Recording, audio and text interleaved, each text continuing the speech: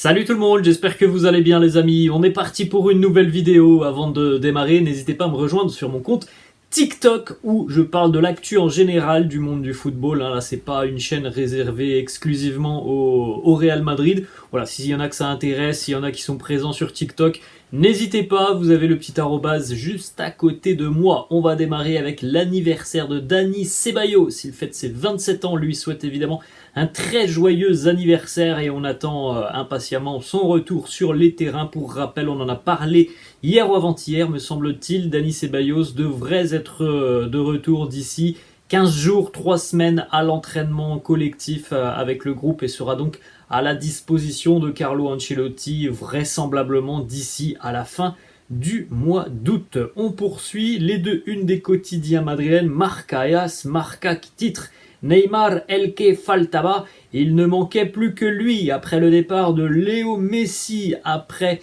la friction entre Kylian Mbappé et le board du Paris Saint-Germain. Neymar aurait demandé son départ du PSG. Alors voilà, est-ce que c'est une vraie info? Pas sûr, parce que le papa de Neymar a réagi sur les réseaux sociaux en annonçant que c'était une fake news. Donc bon, affaire à suivre sur les prochains jours de mercato. Ce serait quand même dingue pour le Paris Saint-Germain de perdre Messi, Neymar et peut-être Mbappé sur le même mercato. En ce qui concerne le Real, vous avez en haut cette belle petite image à Renga de Florentino qui était présent hier lors de la séance d'entraînement. Le président qui est venu donc soutenir et encourager les joueurs à quelques jours maintenant du grand début de cette saison 2023-2024. On continue, la une du quotidien AS qui titre Mbappé tiene la palabra.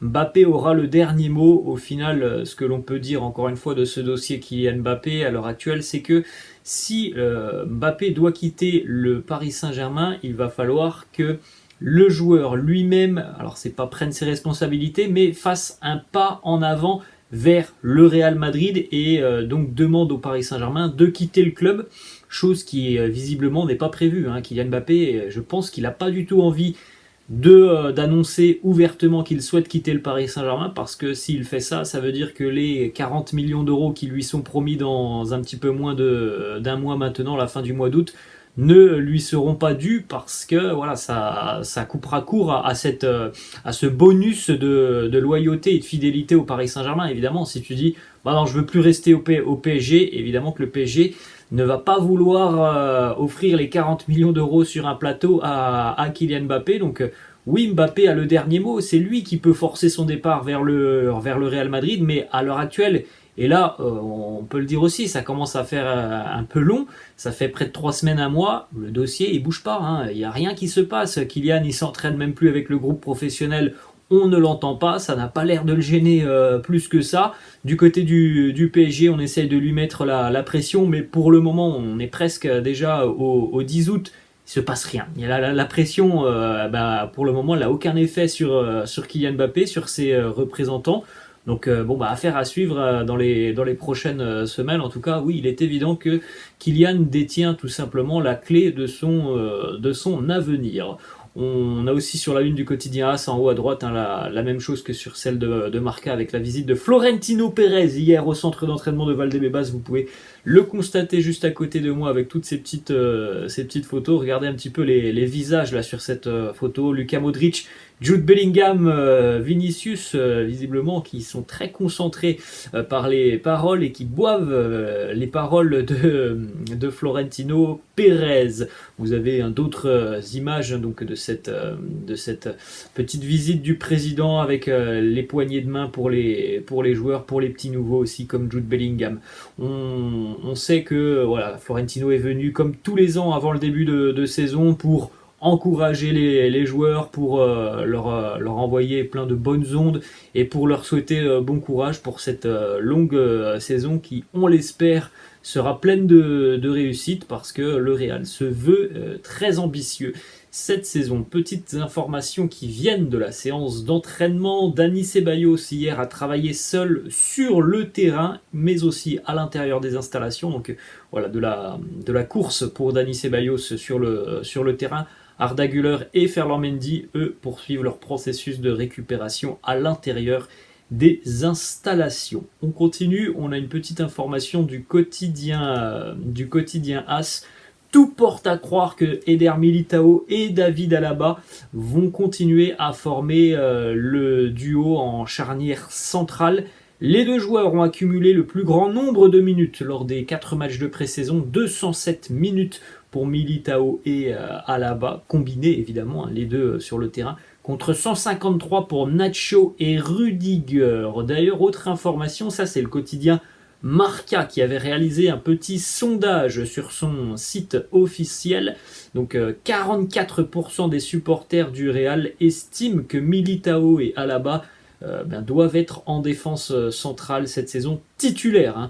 Donc voilà, le choix se porte sur Militao Alaba. Deuxième option, Militao Nacho à 36%. Donc comme vous pouvez le constater, ce sont les supporters du Real qui ont voté. On ne retrouve pas Antonio Rudiger dans les forts pourcentages de ce sondage. Rudiger, il est seulement avec 6% en 4e position. Militao Rudiger, 6%.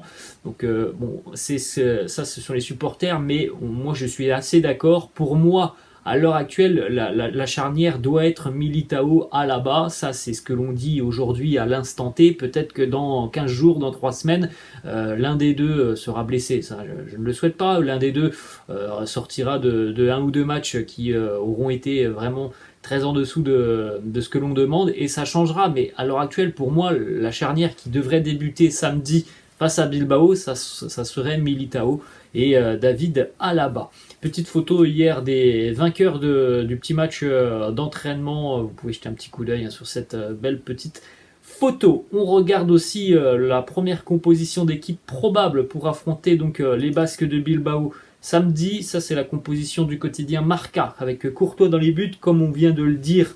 David Alaba et Eder Militao en charnière centrale, Dani Carvajal côté droit, Fran Garcia côté gauche, Camavinga au poste de numéro 6, Fede Valverde un petit peu plus haut à droite, Toni Kroos à gauche, Bellingham numéro 10, Vinicius en pointe accompagné de Rodrigo. Donc on a des choix différent de ce que l'on avait pu voir, je crois, il y a 48 heures sur la composition du quotidien AS qui annonçait déjà Kroos et Modric sur le banc. Moi, ça me surprend un petit peu. Donc là, on aurait Kroos sur le terrain. On a donc Vinicius et Rodrigo en attaque et donc Rossellou sur le banc. Et Camavinga numéro 6 et non pas Aurélien Tchouaméni. Donc après, voilà, il y a énormément d'options pour Carlo Ancelotti. Et sincèrement, voilà, j'ai vraiment hâte de voir la composition d'équipe samedi, je pense aux alentours de 20h, 20h30. On poursuit avec une déclaration d'Ernesto Valverde, l'entraîneur de l'Athletic Bilbao, qui nous dit: on débute face au Real Madrid qui a subi quelques changements. Avec des joueurs de haut niveau, notamment dans l'entrejeu, ce sera un test difficile, mais on est très heureux. On a hâte de jouer devant nos supporters à San Mamés et de faire un bon match. La pré-saison des Basques a été plutôt moyenne. 1 victoire en 6 matchs, 3 nuls, 2 défaites pour les Basques de l'Athletic Bilbao. Moi, je reste persuadé que ça a tout du traquenard. Cette première journée à San Mamés samedi, aller jouer du côté du Pays Basque dans un stade qui va être chauffé à blanc. Il y aura 60 000 personnes.